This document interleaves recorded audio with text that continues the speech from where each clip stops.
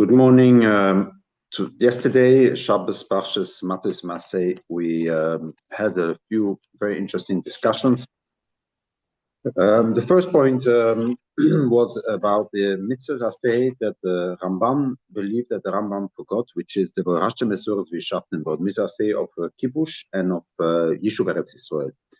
The reason why this is important is because, of course, this is the main argument that the people have, the Zionistic religious people, is that even today, as the Rambam says, this mitzvah is valid. This is a mitzvah not only for the people of the generation that came out of Mitzrayim, where Moshe Rabbeinu tells them that they have to actually start soon conquer the land, but it is also a mitzvah that is l'doros, meaning that it's something that is for us as well, and therefore it should belong into the Tayag mitzvahs. And that's what the Rambam claims. Now, as we know, there is a sefer called Megillas Esther, which not many people know, but it is printed in the Sefer HaMitzvahs. Most prints of the Sefer HaMitzvahs have it as well, who is somebody who actually wrote a whole sefer to defend the Rambam against all the attacks of the Rambam. So he's kind of the lawyer, the defense lawyer of the Rambam versus the Rambam's arguments that came much later. And so therefore he took the defense of the Rambam. At certain points he agrees with Rambam that it's indeed he's got a point, but especially on this one he's quite strong defends the Rambam and saying no, there's no point of counting the mitzvah of kibbush and yishuv Eretz Israel as basically what it would mean is since it cannot be that it's also for today, because the Gemara in Ksuvas very clearly, at the end of Ksuvas, very clearly says that we are not allowed to go up to Eretz Israel with strength. And kibbush means actually going up with strength, and this is not allowed to. It's a very interesting point from the Megillas Esther, because there are, as we explained, there are actually a lot of schools apparently in Chazal. One of them that says it's a big mitzvah to live in Eretz Israel even today.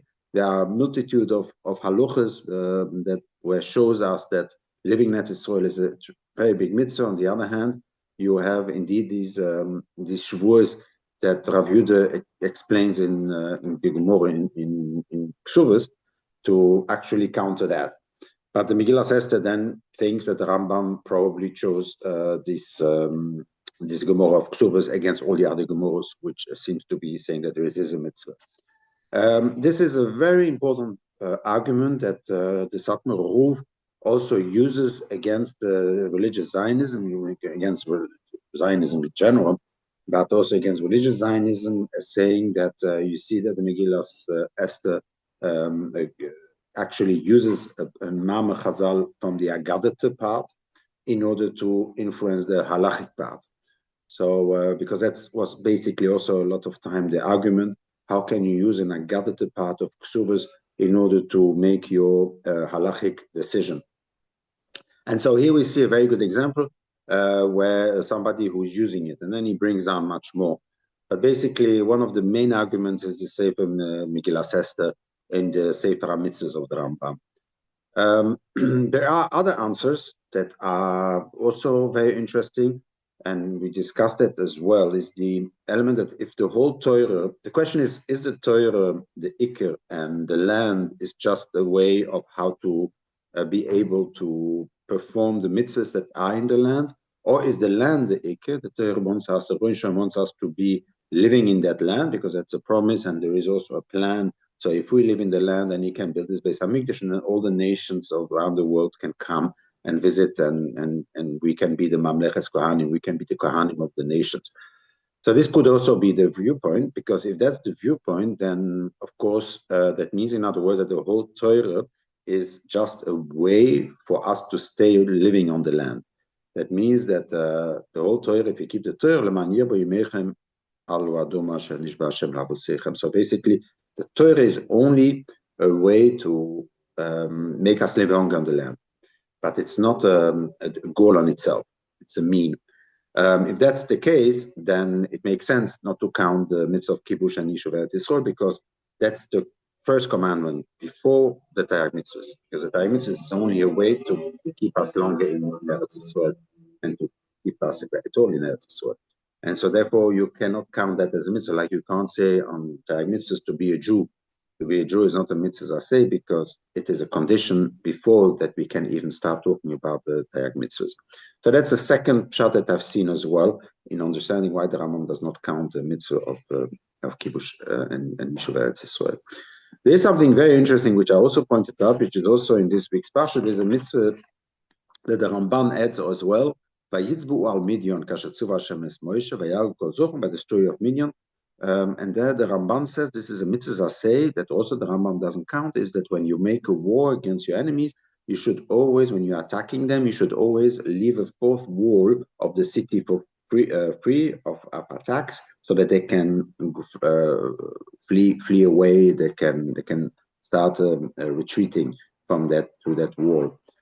It's a very interesting mitzvah. I think it's the Rambam also uses it as a din in the Milchoma, and I think it's even on Milchemes Mitzvah. People think that the Milchemes Mitzvah not, but it's even on Milchemes Mitzvah. And the way that I understand is that when you look in Rashi, Voirashtem es Ores v'yishaftem bo, which is in Bamidbar Lamed Gimel and Nun Gimel, Rashi explained Voirashtem is v'girashtem. In other words, it's v'girashtem means to chase them away. There is also in Parshas Mishpotim, there is the same. V'sholachti is Tziro lefonecho v'gersho es achiv v'esachnen v'echitim lefonecho lo yagorshenu miponecho b'shonechos ma'at ma'at agorshenu miponecho. So there is a lotion of gerushin. So in other words, it's a lotion of chasing them away. So basically, when we have to attack the Shiva Amim, the 7 nations in Eretz Israel, in Eretz Canaan, there is an element of discussion whether do we have to destroy them or do we just have to chase them away. When you look in the Torah, in the first 4 Sforim of the Torah, it's clear that the Rebbeinu Shalom wants them just away, not to be killed necessarily. When you look, however, in Sefer Devorim, in Boetz Ranon, for example, Moshe Rabbeinu, which is a Sefer for Moshe Rabbeinu, and this one, he clearly says, and then he says also, so basically there is a much harder and a harsher way that Moshe Rabbeinu sees the way that we have to conquer the land. So you have these 2 viewpoints. You have the viewpoint from Hashem, which only speaks about chasing them away, even giving them the opportunity to go away, and then Moshe Rabbeinu's viewpoint, which is more of, I know the Jewish people, I know what they are capable of, but I also know what they are not capable of, and if I leave them just to be able to negotiate, they should be able to go away, things will go sour. And so therefore he decided that he says, no, you have to go all the way to the end, because it will not work. And that's why Vayitzbu al Midian kasher tzivu Hashem, Chazal learned from here that he left the 4th wall free. How do we see in the words that Vayitzbu al Midian that there is a 4th wall which is free? Is because it says kasher tzivu Hashem is Moshe. Because this is the way that Hashem wants you to wage a war, is at least to let a 4th wall. I don't want them to be destroyed completely. That's not what I'm looking for, but at least what I want them is to be able to give them at least a chance to run away. And that is why it's stressing the point, Kasher Tzivu Hashem. And that's Kasher Tzivu Hashem, this is by leaving a 4th wall, because Hashem wants Agarshenu, Hashem wants Girushin to be Megarsh them, and not to distract them, not to be destroying them. And Moshe Rabbeinu, he says, no, don't just send them away, but actually you have to destroy them. And that's a very strong different vision in between Hashem and between Moshe Rabbeinu. And compromise is the leaving the 4th wall open. So that's kind of a compromise between the will, the first will of Hashem, and then the second will, which is the will of Moshe Rabbeinu. So that is another point that I wanted to do. There is also in the Orah Leviim, while I was preparing for that shir, I noticed that there is something very interesting. There are 42 places in which Klal Israel rested, and there are also 42 cities that you have to give to the Levim, which is basically explained in the same parsha. And so the question here is there a link between the 42 places that Klal Yisrael rested and moved, and versus the 42 cities that we have to give to the Levim, plus 6, which are the Orei Miklot, which makes a total of 48. But I'm talking about the 42. And so I asked that somebody in Shul, and he actually showed me straight away the Maser that says very clearly that there is a link. Indeed, he also noticed that link, but he doesn't explain which one. And the Kliyokor, he showed me afterwards at the end of davening, a brilliant guy. I don't know his first name, but his last name is Daum. He's the son-in-law of Eli Malus. Unbelievable, brilliant guy. And he actually, he showed me the Kliyokor at the end of davening. He found the Kliyokor, and the Kliyokor says something which I liked very much. And he explains that the link between the Orei Levim and the 42 places that Klal Yisrael rested was the fact that the rest was only temporary. So everybody knew that we will move around, and so therefore everybody knew that when they are resting in a place, this is not the end goal, but this is only a position of transition.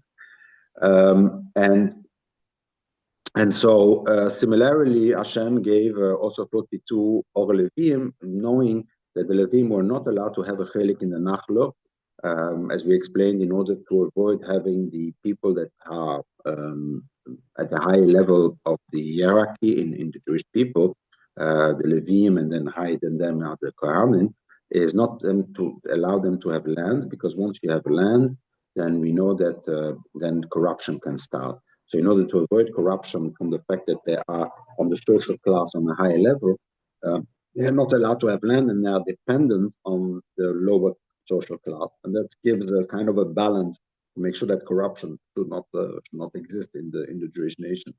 And also, of course, that they should not be busy with whatever they are busy with, but with the land and etc. And they can learn Torah. That's, of course, the main purpose of the whole Shevet Levi in general. So the Kliyokor explains that, therefore, also when the Levim receive the land, they are only considered as Geirim. They don't really have a chelik in the Nachlo, but they've received 42 cities that are more kind of not proper. In order to give them a feeling of they are not proper citizens in the land, but they are more Geirim. Why is that important? First of all, for me personally, it is to balance the idea that we are already Toishovim in the land, as we said that Avraham Avinu already says that he is a ger and a toishov. This combining two opposite values into one. So Avraham Avinu said that he is a ger and a toishov. He is here a foreigner on the one hand, on the other hand, he's not a foreigner. Similar to the idea that we just believe that on the one hand, it is true that we are only here in passage, because the Iker is the Olam Habo. On the other hand, we also believe that the Iker is in this world, and that we have to do the Tikkun Olam in this world, to bring down the Kedusha in this world, or Shechin has to come to this world. Everything, all the Aloch, all the Torah learning is all about this world and not about the Maluchim and etc. Even the Bezdin Shlemalu also, when they learn Torah, they discuss the elements that are on this world. And so these contradictions we are capable of combining. And so therefore the Levim, they are only Gerim, and the Jews, the other tribes, they have already citizens. And those two have to learn how to live together. But he explains, he goes further, and he says that eventually all the murderers, by mistake, the ones that killed Beshoigeg, they will go also in the Orei Levim. And the Orei Levim, the Levim themselves will start to have tainus, and they'll have arguments with those people. You're coming, you're immigrants in our cities, and basically you are murderers. We don't want you. What do you do here, etc. So in order to avoid them having that argument and that feeling, Hashem told them that their cities will be like the cities that they were in Midbar. It's just a passageway. They should not see it as this is their city. It is actually not their city. It's only a place that they've received from the Shevet Israel for that purpose. In other words, to serve the nation, to be of a service to the nation, and therefore they should not start to become proud city dwellers but actually they should really feel that they are only receiving it as a temporary solution, and therefore they will not be that racist or whatever it is, discriminatory towards the murderers that come into their cities. There's a very interesting viewpoint of the Kliyoko that I wanted to mention. There is another very difficult for me, always difficult to understand, but whenever the Levim received 42 cities, around those 42 cities, there was also the Torah gives them the way that they should structure the outside of the city, 1,000 amos that should be free, a migrosh, eventually for the animals to be able to pasture the animals. And then you have 2,000 amos around that, another 2,000 amos that are more for agricultural use. You can't do a lot on these places, but at least you can plant trees and have fruits or plant vegetables. You can do whatever it is.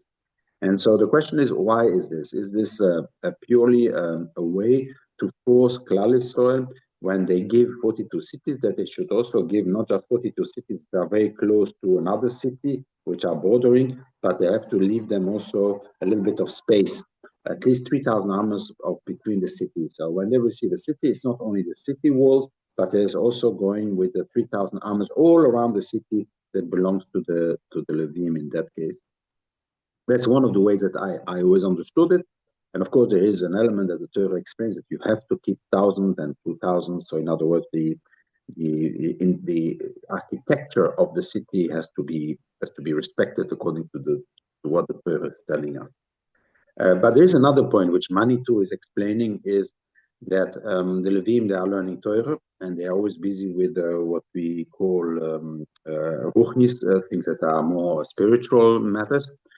And the danger is that they will become what we call disconnected from the real world. And so Hashem is telling them, no, I want you to have a bit of space for doing a shepherd, to become a shepherd a little bit. Some of you should start doing shepherd activities, bringing the cattle and the animals out and to have a space for them and to give them places to gaze and to graze, I think, etc. So basically, this is the 1,000 amos. And also the 2,000 amos is for doing a little bit also of agriculture, farming, so that you are not completely disconnected from the people around you that you have to help, because otherwise there is too much of a big disconnect. But that you should feel also that you have some kind of connection with the land, which is the farmers and the shepherds.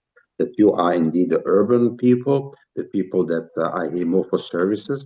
And this is the urban people. You have always the three people, which is, as I always explained, there's the farmers, there's the shepherds, and then there's the urban people. That's why on Korban Pesach we eat the three parts, which is the meat itself. The Pesach is the shepherds. We eat the matzah is from the wheat from the farmer, and we eat the vegetables, the more, which is a bit of vegetables that we eat from the urban people, where they can only grow, what they can do is growing vegetables. And so this is, in other words, so unity that we are all one. So that was a bit the 3 points that I wanted to show in terms of the parsha. There is something very interesting that also in this week's parsha is the mitzvah that the smak is counting 2 mitzvahs assays. One of them is Tvilas Kelim, and the other one is Hagolas Kelim. And Tvilas Kelim makes sense because it's something that I would not have thought of. Then I buy a keli from a goy, then I have to do a tefillah before I can use it, especially metal and also glass. And then you have the second, which is Hagolas Kelim. And Hagolas Kelim is basically a mitzvah which is strange. That's why to be called a mitzvah, because basically what it does is it just takes out the biological elements that are still inside of the walls of the pot, and in order to avoid eating it. And that means, in other words, the only thing I'm doing is just not to eat what I'm not supposed to eat. So why should it be considered mitzvah say? It's like saying a mitzvah say of removing the gidanoshe. I think it's called miku. Why would this be a mitzvah say? There's no point. It's just a way to avoid having to eat the kidanoshe, avoiding having to eat whatever the ito is. The bli is the what is being inside of the pots. So it's a very interesting point, and this is what I would like to discuss. So we have actually in the Rishonim, we have two important opinions. You have on the one hand, of course, we have the Rabbeinu Tam. Rabbeinu Tam has a very interesting opinion. It's a very extreme, radical opinion. Is that when you take a cholent, you take a potato and you cook it with a piece of chazer in one pot, and then you remove the chazer, the potato has the tam, has the taste of the chazer. And according to Rabbeinu Tam, what normally halachic Svorim, they call it a kind of a nepach. It turns into a piece of chazer. So basically, because there is taste of the chazer inside of the potato, the whole potato becomes the chazer, and if somebody eats like a zayis, is chayv malchus as eating chazer. That's a very radical opinion of Rabbeinu Tam, but it's an important opinion, and therefore we can understand from that opinion that whenever you have a pot and you cook in the chazer, since there are beliers, since they actually swallowed inside the tam of chazer. When I cook again now a potato, the tam, the taste of the chazer will go back into the potato, and I will not be allowed to eat it in a potato because there is still a tam. That's a very makes a lot of sense, because that means that indeed, depending on how deep the taste went, if it went with fire, then you have to take it out with libun, with putting it again in fire. If you just cooked in it, then you just with hot water, boiling water would be enough to take away the taste from inside of the walls of the pot. But in any case, that's a very simple and it makes a lot of sense. In order to understand Rabbeinu Tam, I also explained it more from a philosophical perspective, that the tam of the food is actually the tam and the material philosophically can be seen as the tzura and the chomer. We already discussed that from the Greek philosophy to Maharal, that there is this concept of what is the tzura and what is the chomer. And according to Rabbeinu Tam, the tzura of the food is the taste, and the chomer is the material on which the taste is. I also used to explain it more as the neshama and the kuf. The neshama creates the me. Ariporos is through my neshama, not through my body. My body, today we can transplant. I can change the face, chas v'sholem, if somebody needs, there is a face transplant that can happen. And then the question is, who am I? Am I the person that actually the face that I have, or is the me is actually the neshama that I have? It's me is the neshama, the one that speaks, the one that thinks is Ariporush, and the body is just a vessel. It's just the chomer and not actually the food. It's a very interesting way to explain that the tam of food, the taste of food, is the soul of the food, and the chomer is just the guf, which can be interchanged. Another way that I explained yesterday, which was a new way to explain it, is that the chomer is kind of the carrier of the tam. So the chomer is only the carrier, but the ikar is the tam, and it is the meat is the carrier of the tam. And then when I transpose the taste of that carrier to the potato, if the tam of chazer is transposed to the potato, in that case, it means, in other words, that the potato is just a carrier of the tam, but therefore, if you eat a slice of that new potato, then it would be a chayv malchus, because it's just a transposing of the carrier, but the carrier is only the chomer and not the tzura, and therefore it's not the ikar. So when Rabbeinu Tam reads tam ke'ikar, the oraisa, when he says it actually means that tam ke'ikar means that tam is the ikar, not ke'ikar, and because the food itself, the material is the ikar, and the tam is also ikar, but it means that actually the tam is the ikar.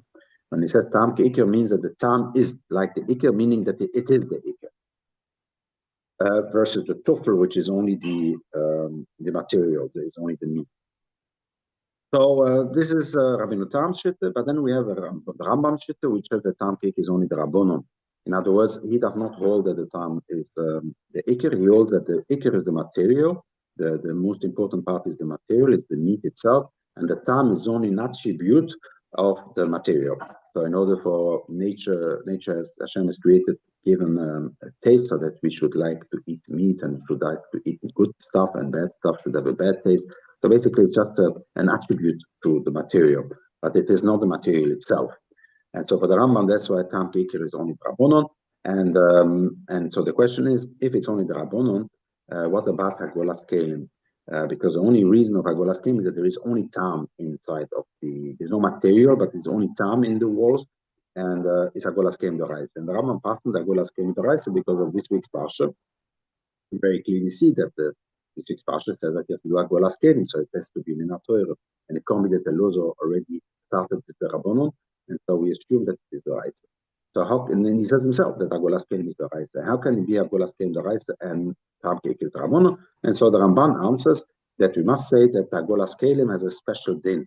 It's a mal also bakosov. In other words, the Torah explain that when you buy a pot that has been used by Goy, and therefore you have to not only toivel it, but you also have to do Hagolah. Even though that there is no biological reason, it is more a spiritual reason. It is more to go from, like, Tefillah is not the biology. It is purely going spiritual. It's going from Tumas Akum to Kedushat Yisrael. That's a kind of a tefillah. It's not to remove kind of a tumor, but it is actually to add kedusha, similar to the tefillas gerim.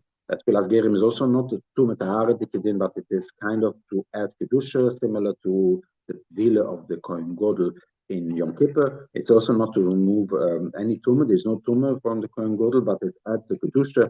And also similar to what many Chassidim they do when they go to the mikvah on Erev Yom Tov, is to add kedusha. It's not because of the tefillah of Ezra Sofer, but it is really an element of adding kedusha. Tefillah can also add kedusha in the world. And so therefore, this is the Hagolah is also kind of add kedusha. It's kind of interesting viewpoint because the Hagolah is still connected with the fact that there are blias, because if you cooked in it with water, then you can take it away with water. If you grilled it with fire, then you have to take it away with libun, with fire as well. So it is still related to the way that it was used. So it's kind of an in-between. But the real Hagolah is the etzem. It's a chalois. It's a pure chalois, and it's not a biological way of removing the tam from the pot. In other words, even if the tam would have gone in, according to the Rambam, it would be mutar minat Torah. Only the Rabban would be okay. So that's a very extreme other view of the Rambam, and it's very interesting that although our viewpoint is that there are blias, that the tam is biologically within the little pores that are within the kli, a microscopic pores that are in the kli, which keeps the tam and then gives it out from little bit by little bit into the food. That viewpoint is still also, if I can say, contaminated with the Rambam's viewpoint. There are many examples where we see, for example, there is I think there in the poskim that I think the Ramah says that if there is rust on the pot, and you try to remove the rust before you kosher it, and you couldn't, and there's still rust, then it's still kosher. And they explain, the portion they explain, I think it was the Bach that explains that actually the reason why it's not a problem is because it's mute she'enu or it's mute amakbet, whatever. I think it's mute she'enu makbet. So he uses the element of chatzitza from the tefillah, from a mikveh, in a din that has nothing to do with the mikveh, which is purely to do with biologically taking out with water, sucking out the tam from the pot, because there's nothing to do with whether it is miyud hamakbet, miyud she'enu makbet, roba hamakbet. These are dinim in chatzitza of a tefillah. So how can a din of chatzitza of a tefillah have an impact on a din which has nothing to do with tefillah, with nothing to do with tumat tahara? You see here that Hagolas Kelim has also a din in tumat tahara, has also a din of like a mikveh, that it is something which is similar. Another point is, of course, the Ben Yomer. The Ben Yomer, Rashi explains that the Ben Yomer is Hanunas Halaylo, but Hanunas Halaylo can mean the beginning of the night or can mean at the end of the night. We say that it means the end of the night in order to be able to be closer to the 24 hours that we pass them. It's always a 24 hours Ben Yomer, but it's a very interesting point that because Hanunas Halaylo can also mean the beginning of the night. And that means, in other words, that there is Harav Shemesh. It's very similar to the Harav Shemesh, that when the pot has Harav Shemesh, after it's been used, then it's already starting from a Monday became a Tuesday. Once it moved from one day to the other, it becomes a kosher, becomes Torah. The fact itself that the Torah, when the Torah speaks about Hagole or Libun, the Torah calls it Kol Davar Shiur Bo'esh V'Aviro Bo'esh V'Toher. It's also an expression of Tahara and not the kosher, but it says the Toher. The Toher is quite an expression of Tumat Tahara, and that's also another possibility, another way to show that there is kind of a din in of Tumat Tahara in the whole Hagolas Kele. There's another proof, which is also a very interesting one, that as I explained before, if you use it with a grill, then you have to do libun, you have to take away the blias with a fire. But if you're cooking it water, then it goes less deep, and then just cooking in water is enough.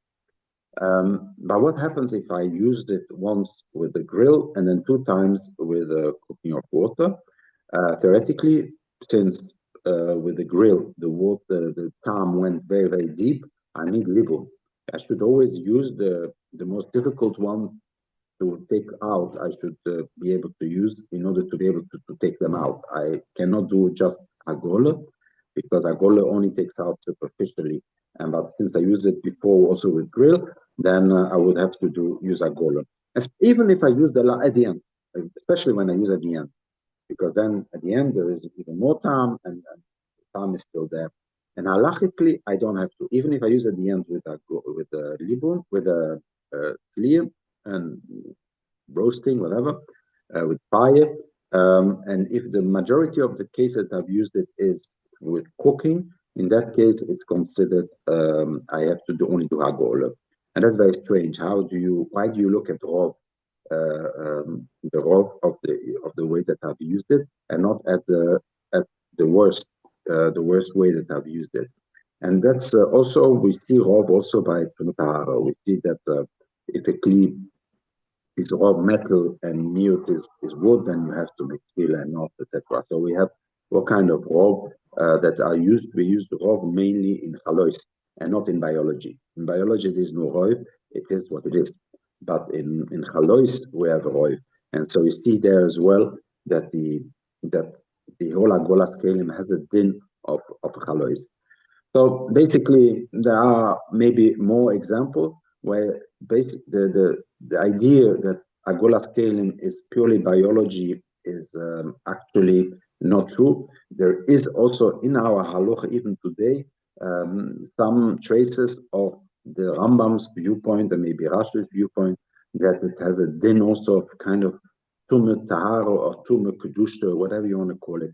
That it is more than just taking away biologically the tam from the world. So I just wanted to share that with you. And I also spoke very quickly at the end about the question if the pots of today are still absorbing the tam or not. Because at the time, pots and pans were done quite not so professional as it is today. Today, really, the pots are very clean and very, very smooth on the inside. And so there is very little that are little pores that where the taste can go in.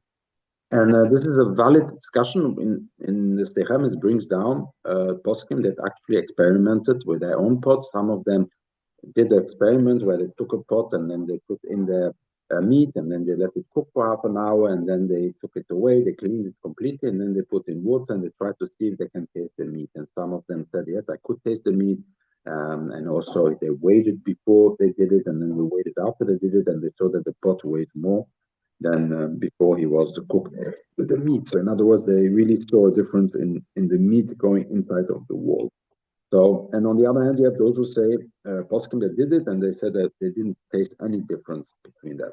And so for them, they wanted to say that if that's the case, that means, in other words, that I'm allowed to use the pot.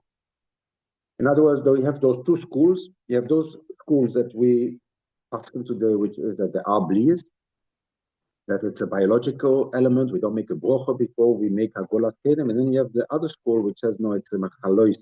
Besides the biology, there's also a chalois, like the Rambam rule, that is only a chalois, basically. The question is why don't make a brocha, but that's a question. But in any case, it's more of a chalois. The Hagolas Kedem is a chalois.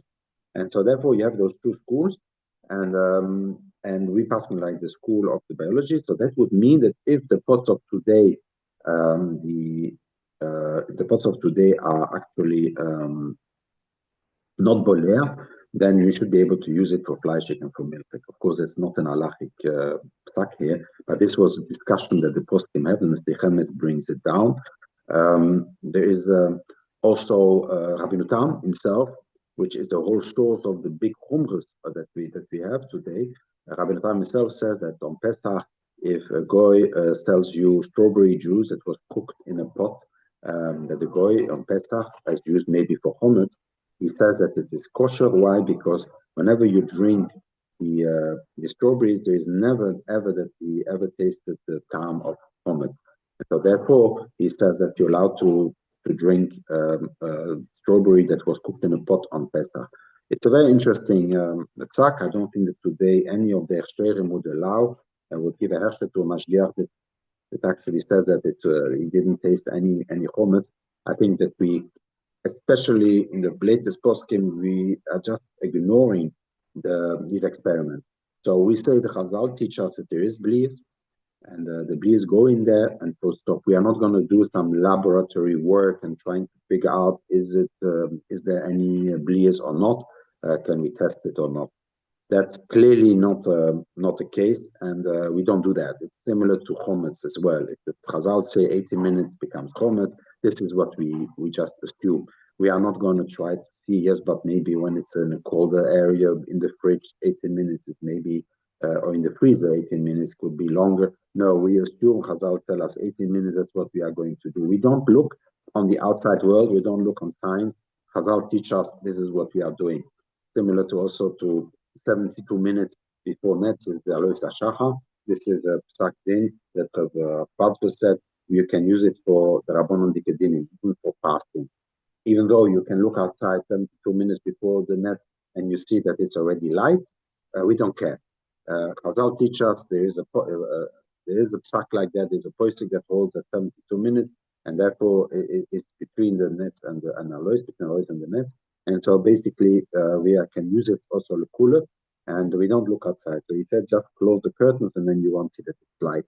So basically, we tend to accept the Chazal, we use the Chazal, whatever they say, and then we don't make experiments. But apparently in the Svardish poskim, they did experimentations, very interesting.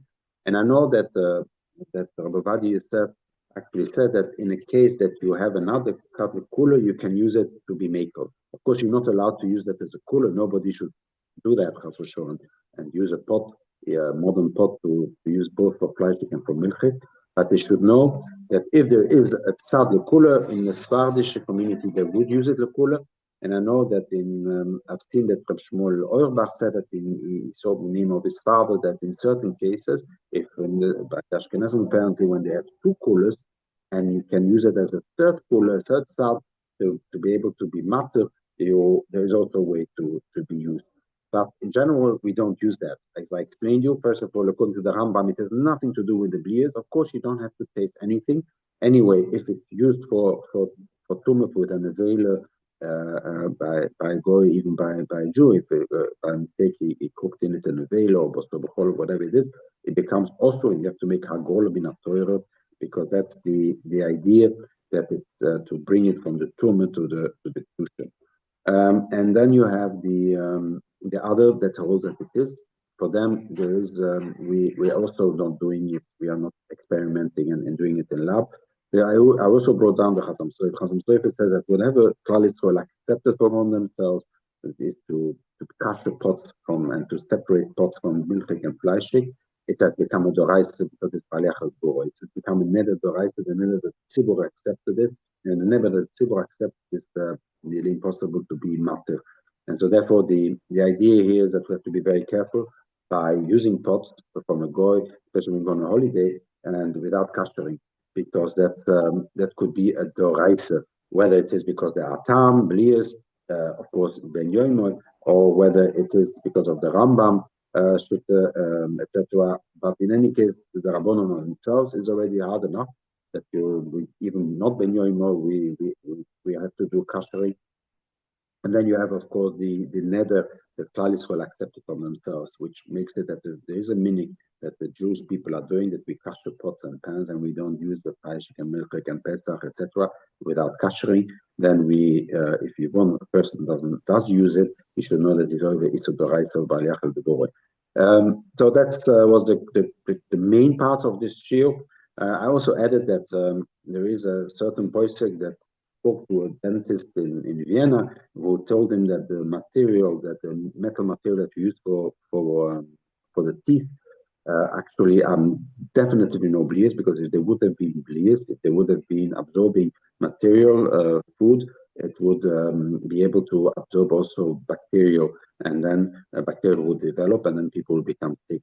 And this doesn't happen. It's because this is a very strong material that does not have any blias. And so as a bit of a joke, I said that if we can take this material, if we can pass it on this material that is used for the tooth, that if there is absolutely no blias, in that case, we could make a pot and a pan from this material, and we would be able to use it for fleischik, for milchik, Pesach, and Rollier. We would not have a problem, and we could have just one pot for the whole year round. Of course, it's more of a joke, but it could be possible an alternative for certain cases. So, in short, as just a quick review, we saw the V'Rashtem Esor, the mitzvah say of kibbush Eretz Israel and yishuv Eretz Israel, the Ramban counted the mitzvah say, and the reason why the Rambam doesn't count it. We also saw the V'Rashtem Esor V'Kirashtem, that in essence Hashem, the first rotzon of Hashem is that we should just chase them away, but Moshe Rabbeinu added the second rotzon of Hashem, which is that if you cannot, then basically you have to destroy them, basically not to negotiate with them. And then the compromise between them is the fourth wall. So when you attack them, leave a fourth wall, so at least they know that they can send away the women and children and the older, etc., and only stop continue the fighting. If they don't do it, then it's their own choice that they are willing to give up their life for the sake of their own victory, of military victory. Then we also saw the 42 cities of Levim that are connected to the 42 places where Klal Israel rested. We explained the Kliyoko, why it is like that. The Levim should not feel at home, they should not feel like they are proper citizens. They should be kind of gerim in their own cities, in order for them not to reject the murderers that come into their cities. Very interesting. We also explained Humanitou, that the idea here as well is for the Levim is indeed to have a little bit of a connection with the land. So therefore they have the 1,000 amos and then the 2,000 amos for agriculture, for farming. So you have the 1,000 amos for shepherd and 2,000 amos for farming, in order for them to still be connected with the land and not to be completely disconnected, because they're going to be learning only Torah. And then we discussed the point of the pots and pans, that we are a religion of pots and pans, and that the religion of pots and pans that we are is indeed because either it's very, very homo, so the tam, the taste of the food is the ikir, it's really the ikir of the plural versus the choimer, which is only the material. This is Rabbeinu Tam Shita, and the Rambam doesn't hold like that, he holds the opposite, that the ikir is the meat, and then the tam is only an attribute, but for him, Agola in the pots and pans have a special din of like Tumet Tahara, the din, that you have to do agol. Besides the tvila, you also have to do agol in order to take away the tam, but it's not really, even if there is no biological tam, but you have to do it anyway. And that's something which I explained you, that even that we learn always that there is tam inside of the pot, but there are some elements of the chalois that is also there, like we use miucheno makpet, the element of the Ben Yoimo, where Rashi explains that if it changes from Monday to Tuesday, it's not a Ben Yoimo, meaning that Monday, and when it's already Tuesday, then it should be kosher.